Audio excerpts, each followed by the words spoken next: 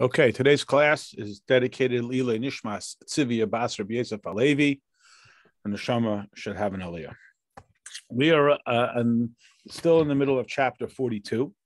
It is the Chitas for the 21st of Nisan in a leap year. So if you have the standard print of the Tanya, it's page 118. We're beginning at almost the middle. The very last word on the line is Vahashenis, the second. If you have the lessons in Tanya, then you got a different page. And if you have the old print of the lessons in Tanya, you got a different page still. But hopefully everybody has it. You can find it again as the Chitas for the 21st of Nisan for a leap year.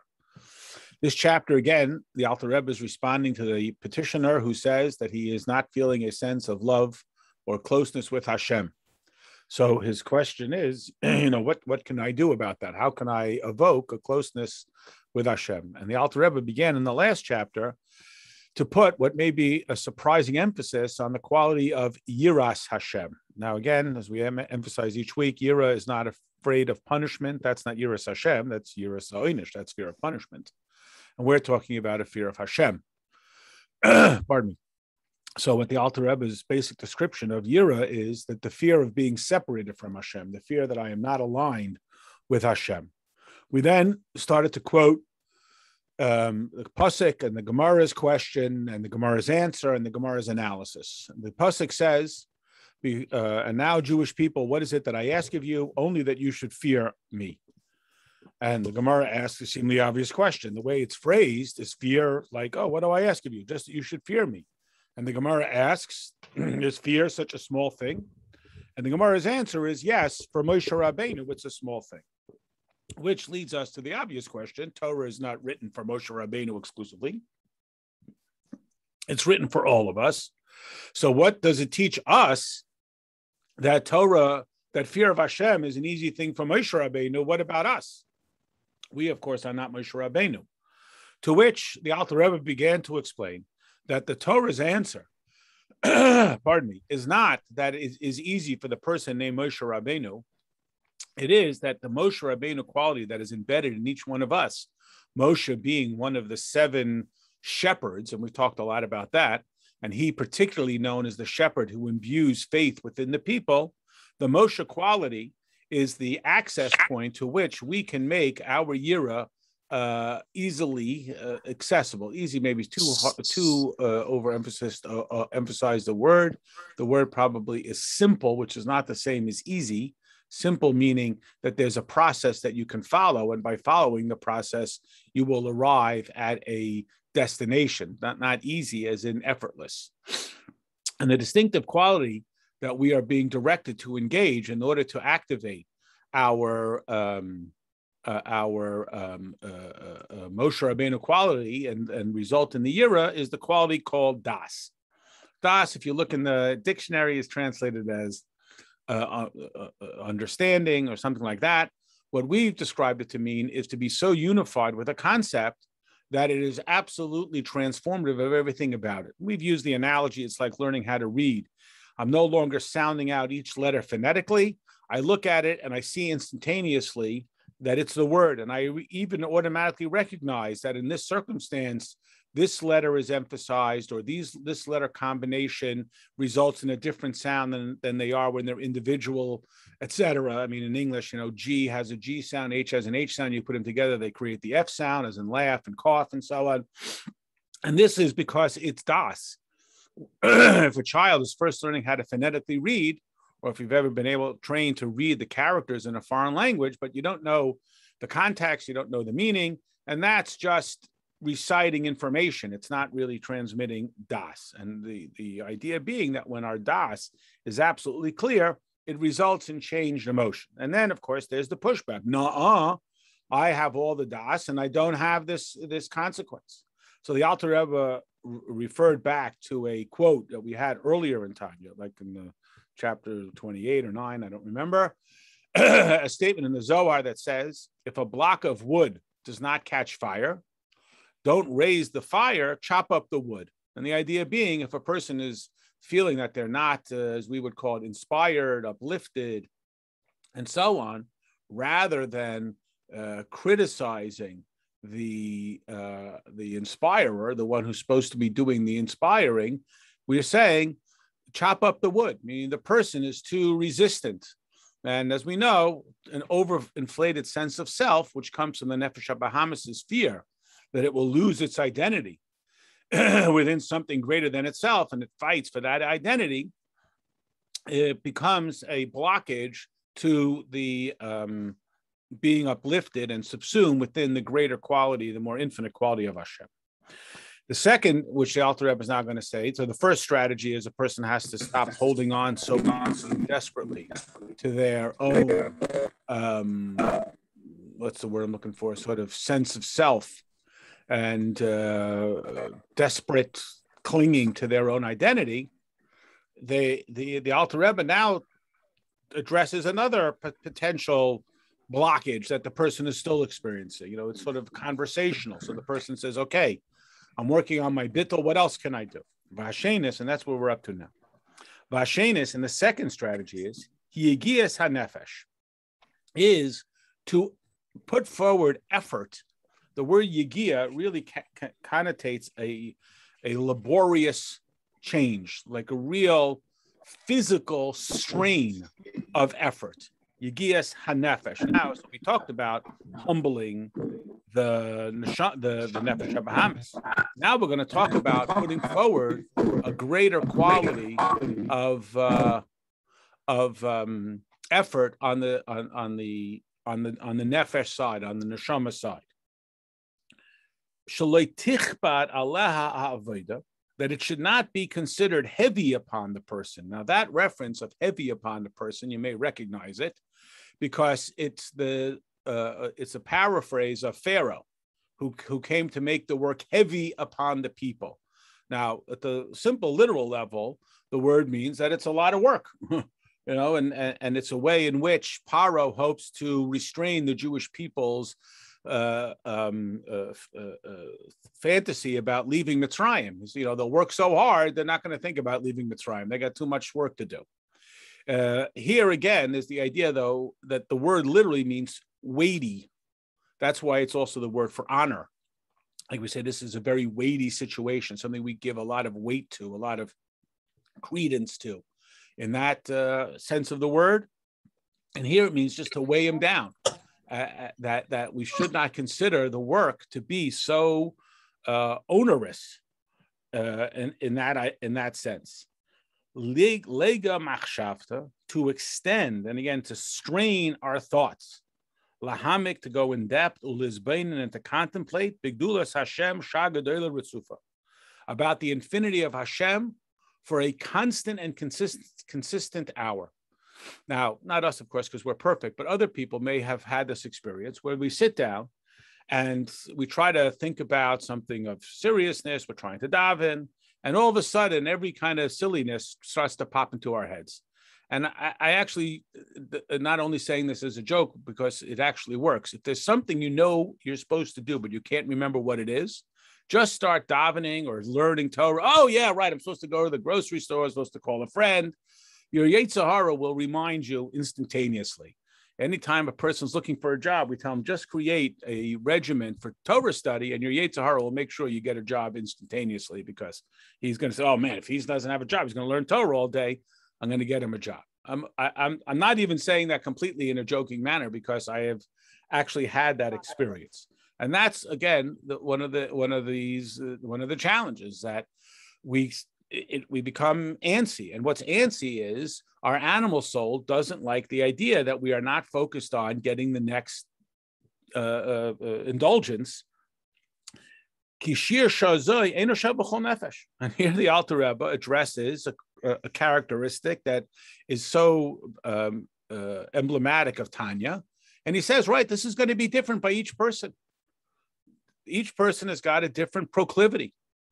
And he plays it out. Yesh nefesh zacha b'tiva. There are certain neshamas that this is just the way that they're programmed, that they have a natural sense of sensitivity. Zacha means it's like purified. That's how they are. They're very sensitive souls, and they respond very well. I mean, if you think about this outside of Torah, there are sometimes people are they're very in tune, and they pick up on it very quickly, and other times less so. There's a story that Rabbi Jonathan Sachs, it was just his yahrzeit this past week, he once, I guess, confided or inquired of the Rebbe that he had a concern. He's dedicating all of his life now to Torah, which was not his sort of original plan. I mean, he was a Torah observant person, but he didn't think of, like we would say, making a career of it. And he was concerned that it would diminish his ability and his opportunity and even his capacity to appreciate the other beauties of the world, music and art and other things. And the Rebbe said to him, on the contrary, that when a person studies Torah, they refine their general character, and this makes them more sensitized to greater spirituality and greater sensitivity. That's the word I'm looking for, greater sensitivity to all forms of uplift, whether it be, again, music or art and so on. And again, obviously only within proper context. I don't think he was going to too many, heavy metal headbanger concerts. This idea that he was uplifted in this spiritual way. So here, the Alter Rebbe and Tanya is saying, yes, there are certain neshamas that is their nature. They are more sensitized and are more immediately impacted. That immediately, that they start to think about Begdulas Hashem, the infinity of Hashem. They immediately have this type of reverence. And don't worry, the Alter Rebbe is going to spell it out in some more detail for those who maybe struggle a little bit more than just telling them what to do. We talk about this, that there are some people who are very teachable. You teach them once and they get it. And it is somewhat predicated on being receptive to instruction and so on. And some people are, don't tell me what to do, ish. And there are some people that is their nature. I mean, again, whether it's in some sort of music or art or athletics, you teach them immediately how to play the piano, how to play music, and they pick it up. They have a more naturally sensitized character and soul. Like it says here, and the Alter Rebbe says, like it says in the first volume of the whole Shulchan Aruch, which is called Orech Chaim, which means the order of life. It takes you from when you wake up in the morning through all your daily activities. In chapter 1, right away, first thing, Kishi is bain in ha'adam, when a person will think, that Hashem, the King of all kings, who fills all of the world with his glory, Oimed Allah is standing over him, Varoya b'maisav, and sees what he's doing, Miyad, immediately, Yegi Allah hayira v'chulu. It will come upon the person this great sense of yira, this great sense, again, that he wants to be associated with this. Now, curiously, if you look in the full sentence of that whole quote from the beginning of the Code of Jewish Law, it reads that a person should, it begins with a quote from Tehillim, forever consider Hashem before him. And this is a general rule, and the Alter Rebbe doesn't tell you this, but I'm going to tell you. We looked it up. It says in Shulchan Aruch, this is of the character of the tzaddikim. Hey, that's not fair. We're not tzaddikim. This is the book for Beinanim, not for tzaddikim. That's cheating. How come the Alter Rebbe is quoting this law, and the law itself says that it's the virtue of the tzaddikim who go before Hashem, that when a person sits and he's, so to speak, all by himself, he behaves in one way. We all know that when we have company, we behave on our company behavior and so on. Well, imagine if our company is the king of all kings, the holy of holies, and so on. And if he would have that constant awareness, and then it has this exact quote, immediately would reach upon him this sense of yira, this sense of awe, and of being humbled, and he wouldn't behave in a way that he behaves when, quote unquote, he thinks nobody is watching. So, hey, this seems a little unfair. The Alter Rebbe has been telling us all along that we're not expected to be tzaddikim, and this chapter in particular is saying, hey, what value is it to me that for Moshe Rabbeinu, the fear of Hashem is, quote, a small matter. I'm not Moshe Rabbeinu. This isn't a book just for Moshe Rabbeinus. I'm just a regular guy. And the Alter Rebbe is quoting Shulchan Aruch, which is designed for everybody. I mean, the Shulchan Aruch, we don't have two different Shulchan Aruchs. We have one code of law. And there it says explicitly that this rule is the product for people who are tzaddikim. So don't worry, we're not the first ones to think of this. And this is what the Alter Rebbe said in his introduction, that there is going to be a variation dependent on your quality, your character, just as it is with anything in the physical world. I mean, this person likes chocolate, to use a silly example. Other people don't like chocolate. Who doesn't like chocolate? This person is moved by this type of music or art or this topic and so on and so forth. So again, the Alter Rebbe is describing this one quality for people who are very, I don't want to say easy is the wrong word, but they have this natural proclivity to be what we call inspired, touched, uplifted, impacted, maybe is a better word, by the mere awareness. Once they realize that Hashem is there, they stand up straighter and they behave more nicely. And this is one of those qualities which we will explore. V'yesh nefesh shefela. Then there are, the word that is usually translated as lower, but it's not meant in that sense to be of sort of like bad. I mean, when we say that something is low, it tends to suggest that he did something wrong. We're just talking about this is his character. This is the character betiva in his nature. V'toldasa, in the way that he was dispatched. And again, remember that original point that just like the baby, every part from the brain, the most sophisticated, to the fingernails, the least sophisticated, all originate from the same source.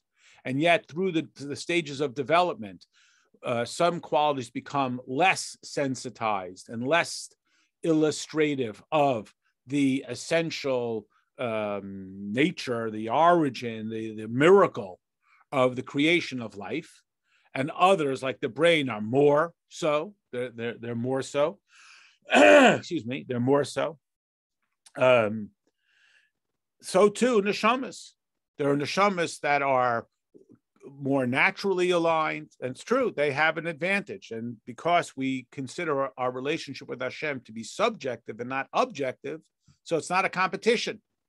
And the Alter Rebbe is acknowledging you may be a person whose neshama isn't so naturally sensitized. So you got more work to do. And, it's coupled with our presumption that Hashem doesn't give us the tools and then give us a job that we can't do. I mean, that would be describing pretty foolish strategy to God. I mean, if he gives us a job and he gives us the tools, we assume he gives us the tools to do the job. And we're very much, that you can sort of see where we're headed. We're very much on a product-oriented trajectory here, that it's not just that everybody has to do the same thing. It's the idea that we have enough yira, let's put it this way, much like we talked about in the whole pasuk of Behold, it is very near to you. The yira, the reverence for Hashem that we're looking for, is a yira that's pragmatic, that results in changed behavior. Even if I'm not ready to have it in the most profound internal sense. So when the king walks in the room, I stand up tall and straight. That's enough yira to get the job done, so to speak. So we continue. And the Alter Rebbe says, for some people, it's very difficult. They have to put in a lot of work. Now, we have a rule of thumb. The Gemara tells us, and the Rebbe included it in the 12 teachings that everyone should learn by heart as a sort of model, that if a person says, I have efforted and I didn't succeed, don't believe him. If you put in effort, you succeed. It's actually today's Hayom Yom. I believe it's today's. That if you plant a seed, it produces a fruit. Now, it doesn't always produce it immediately. Impatience is a sort of a godly quality, because in the Garden of Eden, that's in fact how things worked. There was instantaneous consequence. Because we live in Gullus, we don't have instantaneous consequence, and we do good, and we may not see the product of that good. Think about parenting a child. You raise them, you don't always see, and then they tell you, oh, all the other kids get to do this, and so on and so forth, and you may not see the consequence of that for a long time. So we have this rule that if a person says, I efforted and I didn't succeed, don't believe them. And if they say, I don't have to put in any effort and I succeeded, they're not truly succeeding because that's not really what they're supposed to do. If we put in the effort, we will succeed. But what is the definition of success? So again, a secular world, Nefesh HaBahamis describes success as some fantasy of owning 3 helicopters. And it says, I'm working. No one works harder than me. I work so hard. How come I don't have 3 helicopters? I must have been lied to. And we're saying that what is within our capacity is to succeed in transforming at least our behavior, that it should be reverent behavior, even if I don't only have reverence for Hashem down to my essence of my behavior. Not only that, the Alter Rebbe says, look, let's face it, and particularly,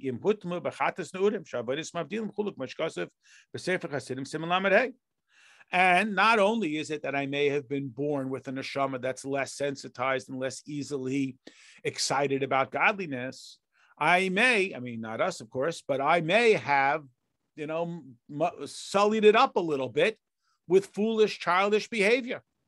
I may have piled onto it and desensitized it. When you think about physical health, that a person, God willing, everybody is born with basic physical health. Amen. Salah only should be. And in large part, what happens is, again, there are some people who are born, they have great metabolism and they're fast runners and so on. And then, Frito-Lay and PepsiCo starts to make it a lot more difficult for us to regain our natural health. Just ask me. That's another story. But this is that idea that, if we've been eating potato chips for 50 years, and then we say, how come my body doesn't respond? I've been behaving for an hour and a half already. How come I'm not, reinstated to full physical sensitive health? So the Alter Rebbe says, right, that's true. Just when you thought, okay, so I can exclude myself from this. They don't expect this from me, do you? And the answer is yes, in fact, we do. But kushya v'chazaka, with difficulty, right? It's kushya.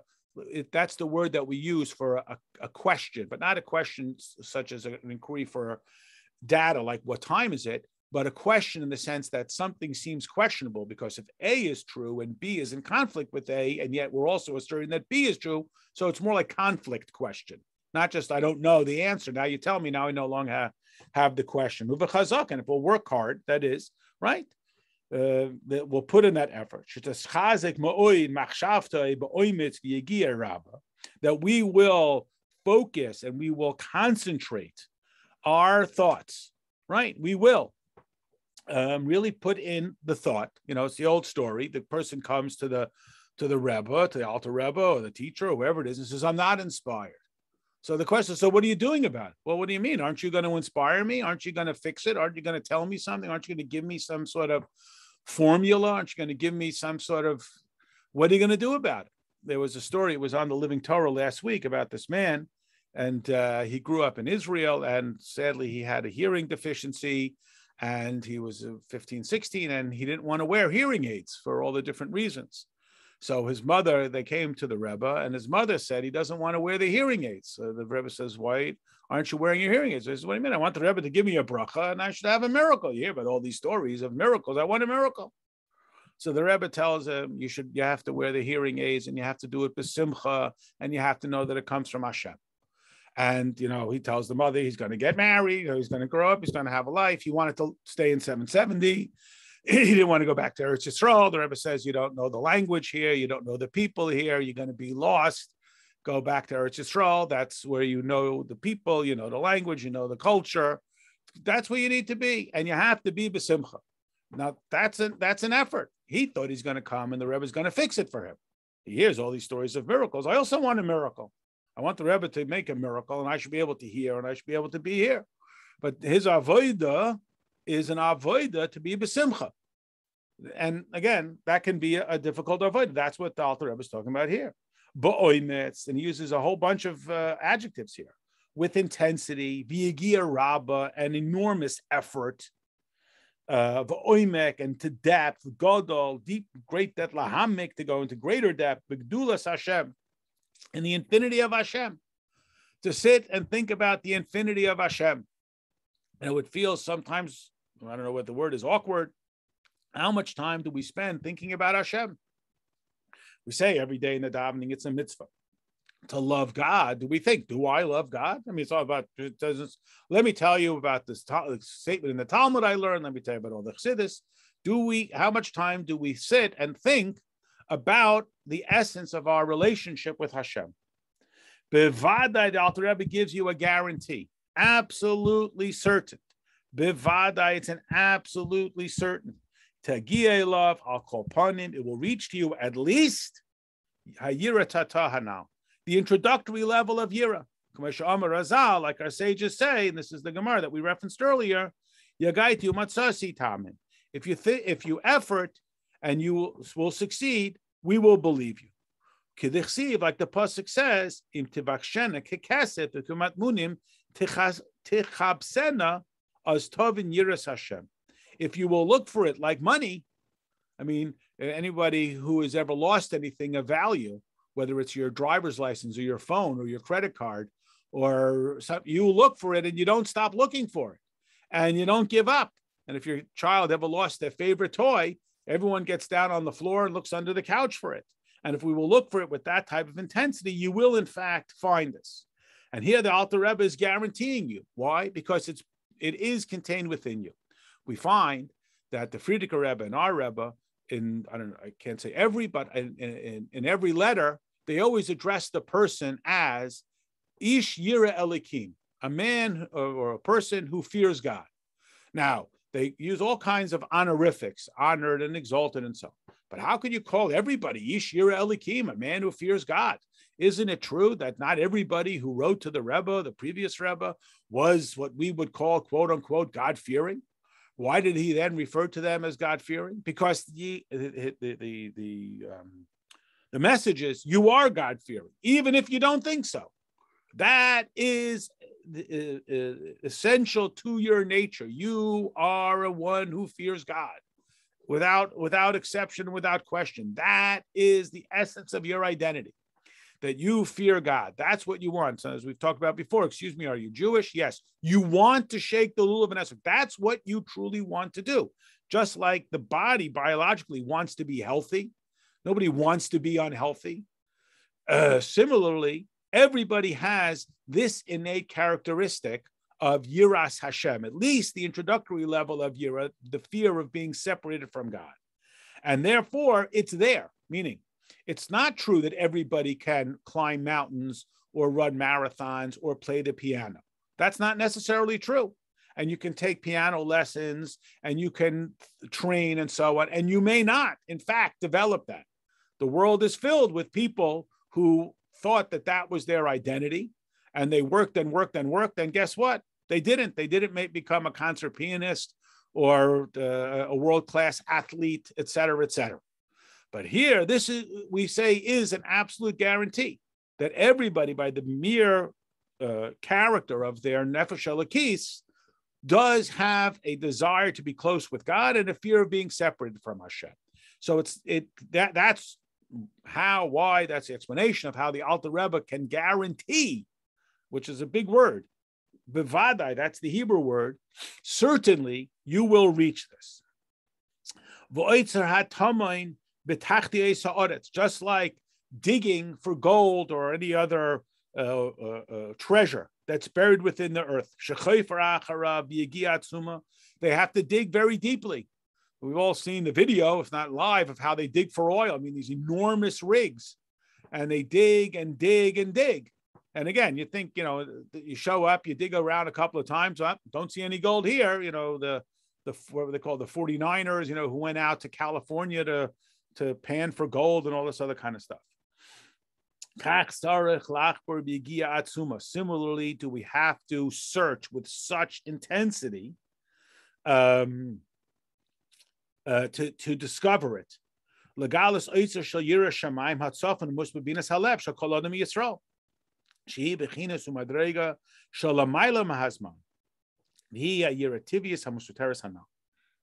again, if we will put in this effort, which could in fact require very, very intense effort. It's not just something that, you kick the dirt around and it jumps right up. There's got to be a lot of work. And again, what is the work? The work is we have to overcome our innate sense of fear that we will lose our own identity. The Nefesh HaBahamis fights back very vigorously against this process because its fear is that it will be ignored. It will not have its desires pursued.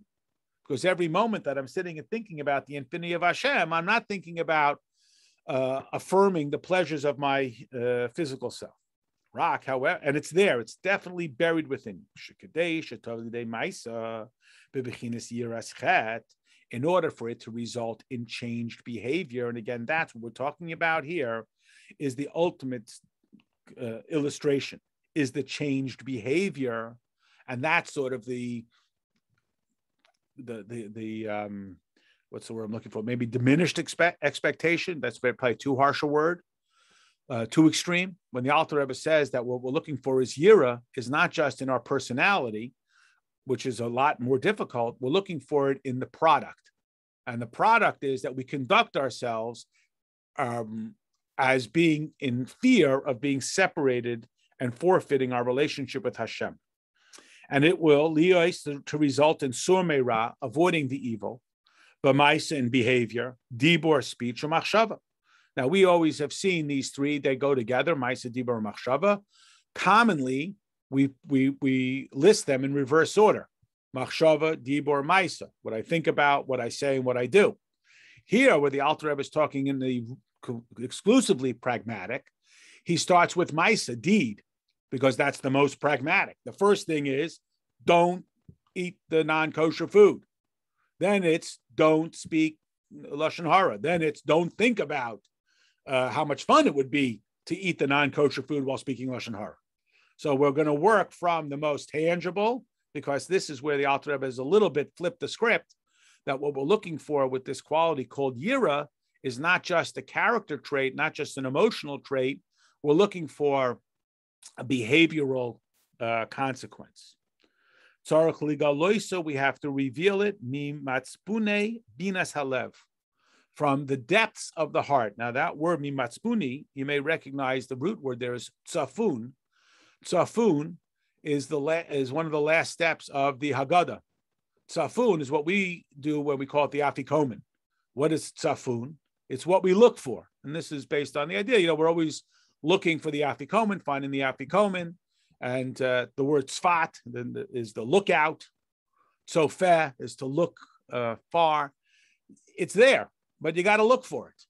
And again, the person has come and says, I've tried. Well, if I've tried and I haven't succeeded, I'll tamen. But what is the success?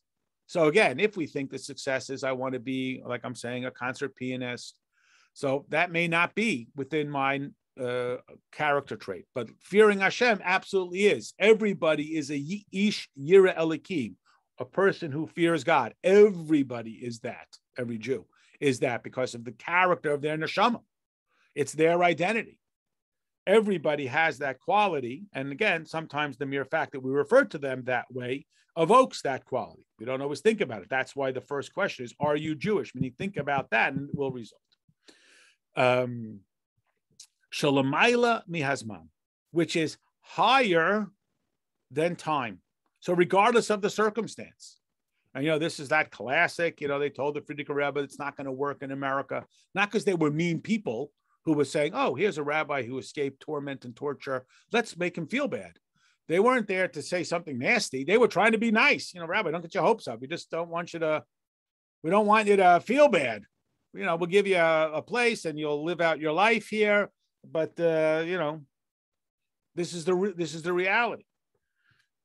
So the Alter Rebbe is saying, no, it's regardless of the circumstance. That's what I mean, that it's higher than time. That will then come to something that you will actually absolutely think about. So we've all heard this common thing, I'm a good Jew in my heart, and it's true. It's not untrue. But if it's just going to stay in the heart, that's what Hashem has done for you. That's the way you come out of the factory. Everybody is born, every Jew is born that way with his neshama. And then it's about manifesting that not only in the heart, but from the heart to the head to the behavior. So it's there. It just needs to be, and when I say just, not to suggest that that's simple or easy, but there is a process. It's not easy, but it is simple. It requires a process, but the process has got a guarantee on it. That he has to spend a certain amount of time. How much time? I can't tell you the answer to that. Each person is going to be a little different. For each person is going to require a little more time, a little less time. It's very individualized. Amongst Hasidim, the idea of davening at great length has always been something that has been treasured. It's always been greatly revered. So amongst the different explanations, they say that if you went on a museum tour and everybody started together and ended together, you'd say the tour was a success. From the tour guide's perspective, it was nice and orderly, and it went through in a nice progression. However, there would be a little bit of disappointment because doesn't somebody want to linger a little bit longer at this particular piece of art and look at it with a little more intensity? And doesn't that piece of art strike a different person with some more inspiration and meaning? Every one of them is going to be touched a little differently. That's the quality of davening ba'arichas. There was even a suggestion because, there's this tension between davening at great length and davening with the community. So there was a suggestion, why don't we make a minyan of people who daven very long? But really that defeats the purpose because the idea is it's very individualized. It's not, well, this guy says Ashrei for 1 minute, this guy says it for 3 minutes. Because again, you're just changing the time. You're not really honoring the distinctive characteristic associated with the individual's personal uplift and inspiration as a result, or in the experience, in the experience of daven. So this is what the Alter Rebbe is saying. It's going to take some time. How much time? I don't know. Each neshama is going to be a little different. Until you get the result. And that's really what we're talking about. We're talking about the resultant behavior that comes from the possible to the actual. This means that we will succeed in the pragmatic, to avoid the evil and pursue the good. Here the Alter Rebbe flips it. Thought, speech, action.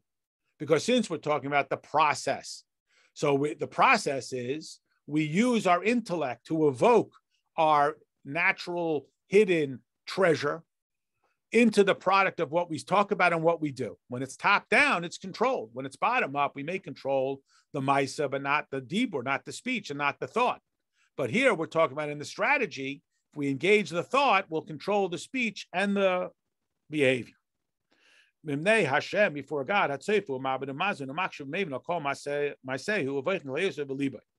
who Hashem was watching over everything that we do.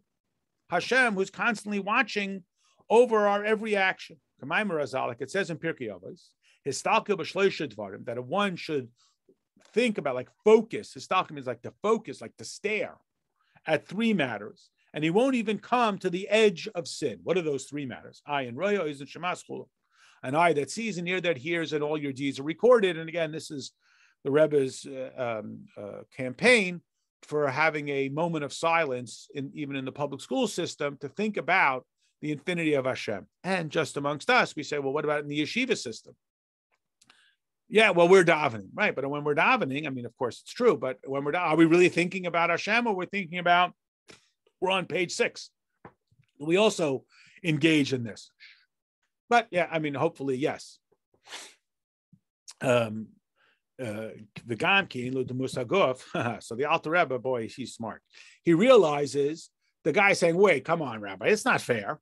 You're trying to tell me that I should imagine that God is standing in the room and watching over me, and that if the king literally was standing here, I would behave. But how can you imagine that the two are comparable? When the policeman is standing there, I don't run the red light because I see the policeman and I know that I'm going to get a ticket.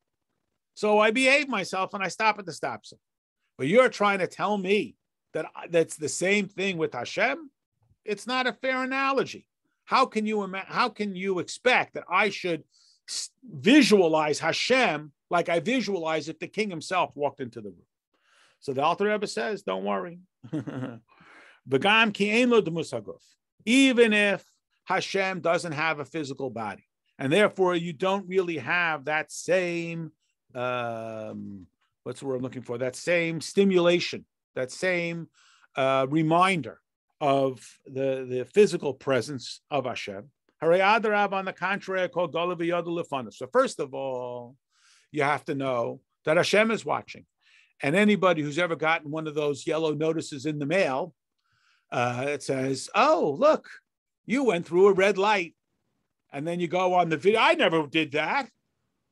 And then you go on, who borrowed the car on September 14th and was going on Mukar? And you go, oh, look at that. Yeah, wow. How do they know? They know. You know? They know. How do they know? They know. Well, if the traffic cameras can know, Hashem can certainly know. If American Express can keep track of everything I ever bought, and T-Mobile with every phone call I ever made, Hashem has got an even better system. So he's keeping track. The Yeser says Lein Ketz, even more profoundly than Miriyas Ha'ayin, than just what you can see with your eye, V'shmiyas Ha'oizen, and listen with your ears. Al derech mashal, Rako derech mashal, Kamay Adam, just like a person. Meaning, how is it that we can expect that God really knows what I'm doing? And again, it's not just, God knows and you better behave or you're going to get in trouble. It's that God cares. Meaning, whose behavior do I keep track of? The one person I care about. If it's somebody who I don't know and I don't quote unquote care about them, not in a nasty way, I don't keep track of their every move. There was a man, he had many children and many grandchildren, many great grandchildren, and he was getting older and he sort of had his sense of humor about him. So he'd say, I can't tell you the names of all my grandchildren, my great grandchildren, but I know where they are. They're all in shul on Shabbos. Kind of a beautiful thing. So you can know something beyond what you see. You just know it. And here the Alter Rebbe is going to give us a mechanism to appreciate this from our own physical sense. Just like a person knows himself. He knows what's going on within his body. And as we know, that the way the person feels is, in fact, the biggest indicator of their health, what they're feeling. I'm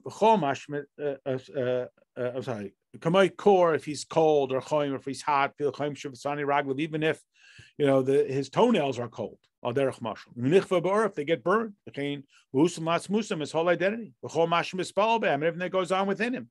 He knows it, and he senses it, in his intellect.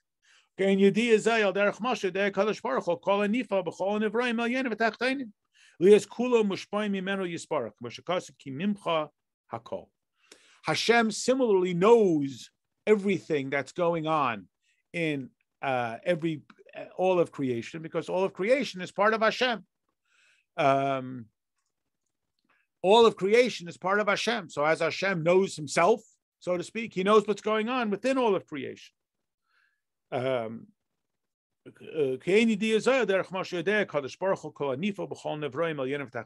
knows everything that's going on in the higher, and again, higher being the more naturally sensitized to godliness qualities, and the lower. They all come from Hashem, like it says, this is what it means. All of creation is not hidden from him. Like the Rambam writes, and the Kabbalists also agreed with the Rambam on this. Like Ramosha Cordovero writes, Bepardes.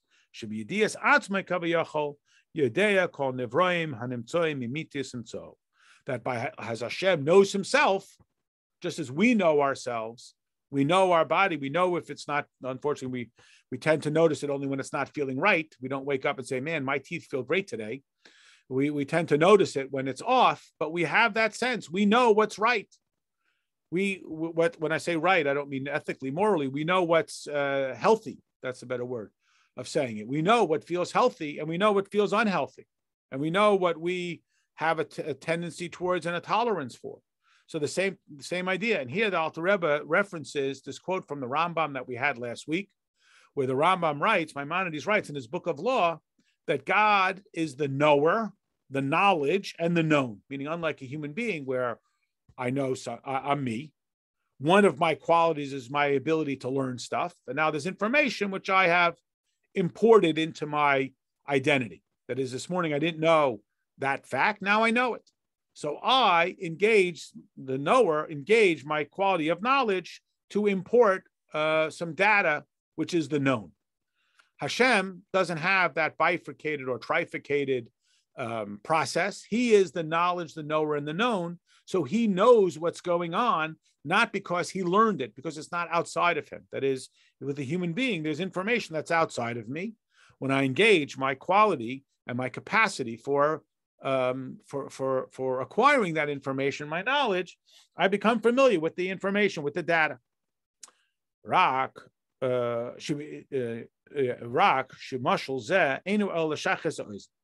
But again, this also is, it's a useful tool, literally to make it palatable to the ear. Meaning it's a useful tool, but like every analogy, it's imperfect because it's no two things are exactly the same. So understanding how human beings understand and understanding how Hashem understands, it's a useful tool, but it's an imperfect tool. Avo be'emes, in its truth, that is, when we dig deeper and deeper, the analogy of human acquisition of information versus divine acquisition is not going to be perfect. Why? Because the human spiritual side, I use that term specifically because here you're going to see the Alter Rebbe adds another quality. Hasichlius va'elikis. So here the Alter Rebbe adds a new term. It's not one that we've never heard before, but it becomes a little bit more emphasized in this circumstance. And that is the nefesh hasichlius. We are familiar with the nefesh elokis, the nefesh habahamis, and now the Alter Rebbe is sort of introducing the nefesh hasichlius, the intellectual soul. Now, the intellectual soul doesn't mean a guy who's really smart. It means that the distinctive characteristic of human beings is our ability to engage intellectually and to learn. That is, as birds fly and fish swim and animals breathe and plants grow, that is their distinctive quality. The distinctive quality of the human being is his ability to think. That is called the nefesh hasichlius. It is, in a sense, part of the nefesh habahamis, part of our animating soul, because it's part of the human condition. It is also part of the nefesh elokis, because it is the fact or it is the characteristic of our humanity, where our godly soul is most comfortable, and our godly soul utilizes our capacity for thought in its pursuit of godliness. Because the closest aspect we have to godliness within our humanity is our ability to imagine that there is something besides myself. The essence of godliness is that God is, and God is absolutely one. And the essence of the animal is, I'm here, I do what I want. The opportunity to overcome that lies specifically within the nefesh hasichlius, the intellectual soul. So we got the nefesh elokis, which is all about godliness, no klipa, totally aware of Hashem, totally predisposed to it. It's absolutely aligned with godliness. That's quote unquote the easy side. On the flip side, you got the nefesh habahamis, which is oppositional to anything of godliness, anything of bittul, because it fears you're not going to be pursuing its own pleasures. It's opposed to anything that isn't validated by my own pleasure, so to speak. Again, as crass as that can sound, the determinant of the nefesh habahamis, or the quality which the nefesh habahamis utilizes to determine the value, and when I say value, I mean it's sort of worthwhileness of any pursuit, is, will it enrich will it enrich me? What's in it for me at the most crass level? Now, the nefesh hasichlius has got a little bit of both. On the one hand, it's also wants to satisfy its nature, which is the quality of seichel. On the other hand, because the quality of seichel is genuinely the pursuit of truth, that is not the pursuit of pleasure. 1 + 1 is 2, even if it's not convenient for me. So the nefesh hasichlius is going to be alignable with the nefesh elokis, the godly soul, because the nefesh habahamis doesn't want to know about what the truth is. He wants to know what the pleasure is. And the Nefesh Elokis only wants godliness. The Nefesh HaSichlius, on the one hand, it does also seek its own affirmation, yet its affirmation is predicated also on a pursuit of truth, which requires bittul. Again, the facts have to align regardless of whether I like them, whether they meet my agenda, so to speak. And therefore, the Nefesh HaSichlius is like a bridge between our humanity and our godliness. So even the Nefesh HaSichlius and the Nefesh Elokis, he mispa'elis mumri haguf. It is impacted by the body, and that's one of the core lessons that we know from Hasidus, that the body and the soul are stuck with each other. So instead of trying to fight with each other and convince each other to stop being who they are, they better learn to work with each other. And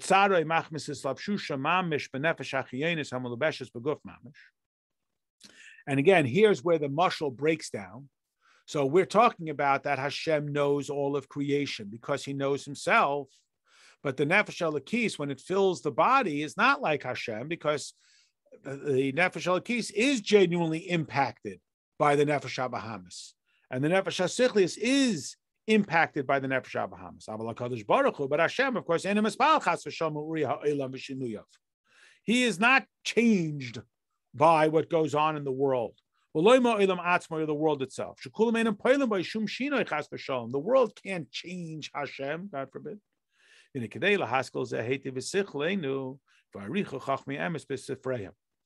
the Alter Rebbe says, if you want to know more about this, it's discussed and so on, but we're veering towards being a little too philosophical when Tanya is designated to produce the pragmatic result. So the Alter Rebbe tells, if you want to know more about this idea and how Hashem is affected by the world, but he's not really affected by the world, Hashem says, if you do good, what does it do for me? And if you do bad, how am I affected?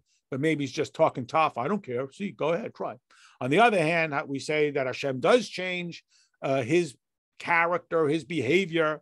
The story of Jonah, Hashem said he's going to destroy Nineveh, but they changed their ways. So Hashem responded. And so the Alter Rebbe says it's an important idea, but what we're here to talk about is the pragmatic. Kol Yisrael, this is the main point. Maminim b'nei maminim. It is embedded in our very identity that when we say we believe, we don't just acknowledge the fact, but it is absolutely real to us. B'lishum chakira seichel anushi, but without having to give you a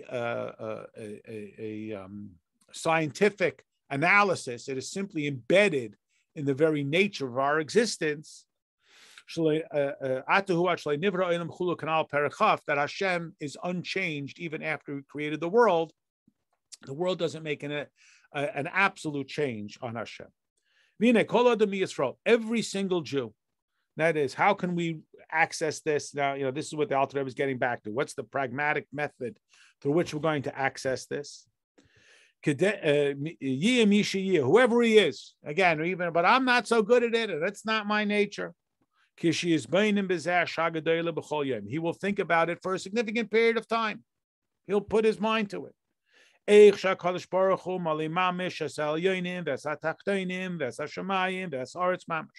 That Hashem fills every circumstance, even if I'm not in Yerushalayim on Yom Kippur. Hashem's glory fills the whole world under all circumstances. And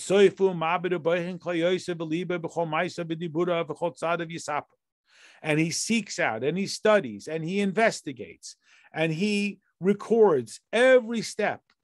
When he will have that awareness, as tikba beliba, it will become embedded in his heart.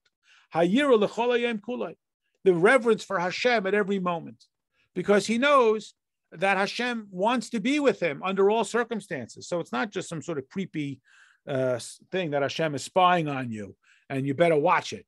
It's the idea that Hashem has invested his whole identity into being with you.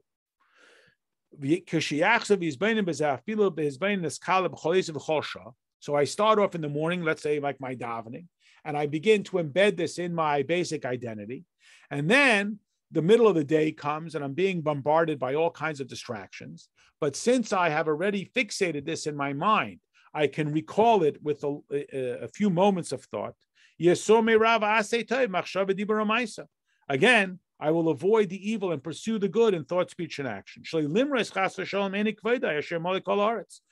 as not to deny, not to defile the eye that is seeing me under all circumstances. Like the lesson that Rabbi Yochanan ben Zakkai taught his students, which was that when Rabbi Yochanan ben Zakkai, one of our great sages, was on his deathbed, and his students said to him, leave us with a teaching, he said to them, may the fear of heaven be upon you like the fear of man.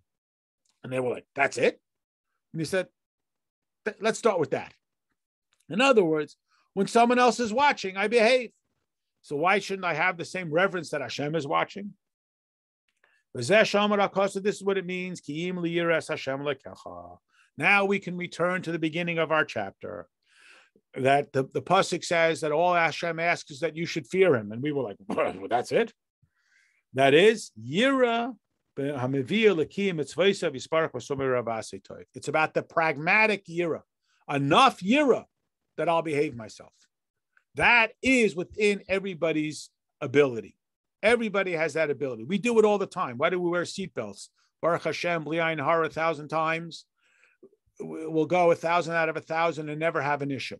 Why do you wear a seatbelt? Because God forbid, you need to have a seatbelt. And so many other preventative behaviors. And what happens if we forget? So that's why they send the person to driving school and they watch the stories about the person who forgot. And 999 times it was okay. And one time it wasn't so okay. And we go, okay, I'll wear a seatbelt. It means it may not be intuitive. It may not be a change in my character, but I learned my lesson. As I say, I may be dumb, but I ain't stupid. And I'll put on my seatbelt. And again, that is the introductory or lower level of here. And again, for the Moshe Rabbeinu, that level within each of us, which is the level of das, of intellectual awareness, that will have this awareness, that is a small matter. Again, not an insignificant matter, but again, all I got, if I'm not sure where I wear my seatbelt, all I got to do is be reminded of what could happen, God forbid. If you don't, we put our seatbelt back on.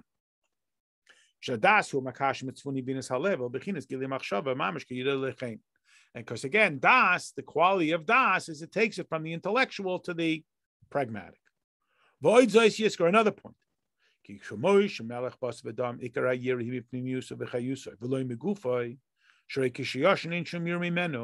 Again, here the Alter Rebbe returns to the issue that we may have raised, which is how can you expect me to really behave myself like Hashem is in the room when another person's in the room? I see it.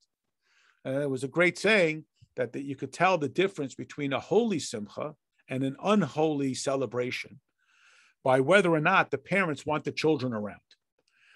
You come to a celebration, a simcha, people say l'chaim, people are, vociferous, and we want the kids around. We have probably all been subjected to those endurance contests, bar mitzvahs or weddings, where the adults are embarrassed about their behavior, and that's why in the other room they have a separate children's party. They hire a magician. In other words, they say, get the kids out here. Kids get older, they don't want their parents around. Parents don't want their kids around because they want to misbehave, and they're embarrassed to behave that way in front of their children. So they hire a magician to keep the kids in the other room so the parents can misbehave. That's a surefire sign that it's unholy. So the Alter Rebbe is saying, okay, fine, but I know when when another person is there watching me, that I see. How can you expect me to have that same sort of awareness when that Hashem is in the room? I can't see him. So the Alter Rebbe says again, if you met the king, but you didn't know he was the king because he wasn't wearing his king garments, you may not be that impressed. So it's not because he's the physical being. It's the awareness. It's the concept of what it means to be with the king. My story I've told you 10 times about the time I met the chief rabbi. I didn't understand what that meant. So it wasn't that impressive to me. And later I was like, oops, I guess that's something pretty special. Now, when you see him, you don't know. Imagine if you're a budding piano player and you meet, I don't know, the greatest piano player, but you don't know who he is. You say, hello, nice to meet you. Then you find out this is the person and this is his name. I don't remember. He wrote this piece and all of a sudden it changed. Why? His physical feature hasn't changed. It's my awareness that this is who this person is. So the Alter Rebbe says, borrow from that for that awareness of Hashem. It's not the physical person. It's the embodiment of that. Sometimes you meet someone, he's the great grandchild of, some great tzaddik or whatever it might be. Again, that too, that is the reverence for this accomplished person is through an intellectual awareness. He sees it with, which is then manifest through his physical eyes. Because he knows that this great character is embedded within this person, this physical skeleton. If that's the case, we should fear Hashem. You want to see God? Look at the heavens and earth. Look at nature. Look at creation. Look at the physical world. This is the ultimate illustration of Hashem's identity. You don't recognize Hashem. Look at the functioning of of all of creation. Now you're seeing God. And all of the things that Hashem has created that manifest his identity. What happens? We get used to it. Like we get used to technology. We're not, wow, look at this. Basically for free. When this was, in our lifetimes, science fiction. And in the bracket, we also can see with our physical eyes.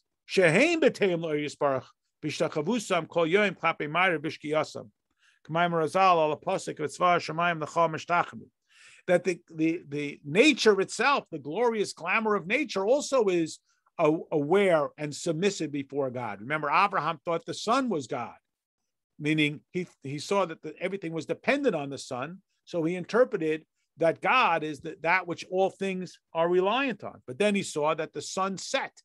So not only was the sun limited, but it too acknowledged something greater than the pragmatism of warmth and sunlight and so on.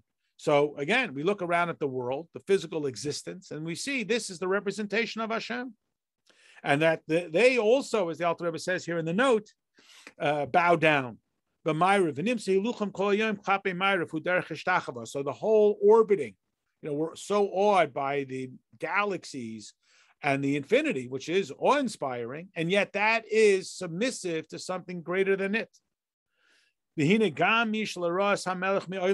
Even if a person never saw the king, he wouldn't recognize him if he saw him walking down the street. Nevertheless, when you come into the royal palace, and you see all these other people who maybe you do recognize, and you see that they are all acknowledging of something greater than them. So I don't know the king, but I know the person who's above me, and he is reverent of the one above him and above him and above him. So you sort of get it at that level. So the same thing, when the person is saying, but come on, help me out here. How can I have this kind of awareness of the infinity of Hashem? So the response is, look around at all of creation, and that's awe-inspiring, nature and so on. And it is submissive to the infinity of Hashem. So I don't understand the king, but I understand my teacher, and I have reverence for my teacher, who has reverence for his teacher, and his teacher all the way up the ladder. Back in the text, it's not so obvious. It's all dressed up in these different forms of the sun, the moon, the stars, etc. And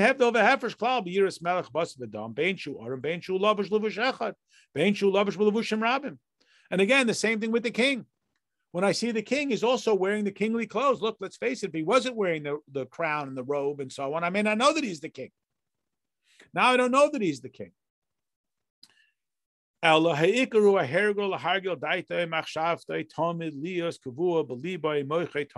is the ikr? What is my strategy? What is my response to the petition who says, I'm not feeling a reverence to Hashem? The Alter Rebbe sort of summarizes.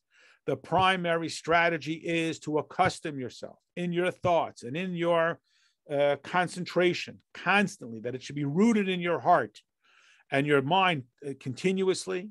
All that you see in the heavens and the earth.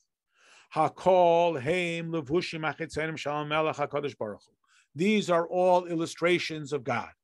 mean, we just had in the Parsha where Avram dispatches the servant to find the wife for Yitzchak. And Avram entrusts him with everything that he had. He gives him a document. I sign over everything to you. And curiously, at no point in the whole Parsha is this servant named. He's only the servant of Avram. Who are you? I'm the servant of Avram. So when you see him, and this is true halachically as in the status of an agent, his activities are absolutely the activities of the one who dispatched him. Well, imagine if we could develop that kind of sensitivity and say, I don't see a tree, I see godliness. There's a Mishnah in Pirkei Avos that seems very, very harsh. It says that if a person is in the midst of Torah study and he interrupts it to admire a brook or a tree, he is liable for death. Like liable for death. I mean, okay, you shouldn't look out the window during Torah class, but I mean, liable for death. So the Baal Shem Tov explained, because the flaw here is the person perceives that the beauty of the tree is an interruption of his Torah study. He thinks that that nature is somehow not part of his relationship with Hashem. He's got his nose pressed up against the window and he thinks it's happening somewhere else. And that's why he's cut himself off from the infinity of Hashem. So it's not like, well, this is so bad, you're going in trouble. The idea is that the mistake that the person has made is he presumes that the infinity of Hashem doesn't extend to the beauty of the tree, that it's outside. And here, this is what the Alter Rebbe is reminding us. He'll remember the essence of all of these existences. This is what we mean when we use the word amuna, which we commonly just translate as to believe, but belief is potentially too shallow. Like, I believe that there's a planet called Saturn. It means I take your word for it. It's more reasonable than not, but it's not really an impact in my life. What is the word amuna? The root of that word is the word for an expert, a skilled craftsman who has worked hard and trained himself to become proficient in his craft. And that's what we got to do. So people say, do you believe in God? It's not like box check. Yeah, I believe. I don't believe. I believe. Meaning, what have you done to make it something not just abstract, some sort of distant thing? And also to always remember another instruction, another strategy. Then when we talk about having acceptance of God's dominion, it is the product of placing a king upon yourself. It's a mitzvah in Torah. You shall place a king upon you. Hashem, he doesn't pay attention. Not that he doesn't pay attention, is the wrong word. He doesn't focus on. That's the word. He doesn't fixate on the loftier levels of the spiritual, the lower level, the lesser levels. Where does he fixate on? On us. And we, Hashem is interested in us. You know, we shared a story yesterday. There's a couple of them. There's another one. There's a man. His name is Ari Goldman. He was a reporter for the New York Times. He's a Shabbos observant guy. And he had a few different opportunities to meet with the Rebbe.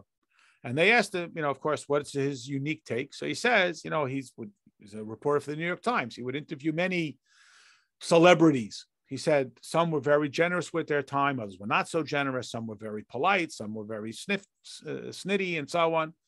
But the one common theme that he found with all of them is they were interested, if anything, in themselves. I'm telling you, he says, the Rebbe is the only one who was interested in me. That the Rebbe would ask him, who are you? What's your name? Where do you come from? Meaning, this totally took him. So this is what Hashem is really interested in us. So I guess we talk about how much we're interested in God, and we believe in God, we acknowledge God, we serve God, we don't serve God, we do it, we don't do it. What the Alter Rebbe is reminding us is that Hashem is extremely interested in us.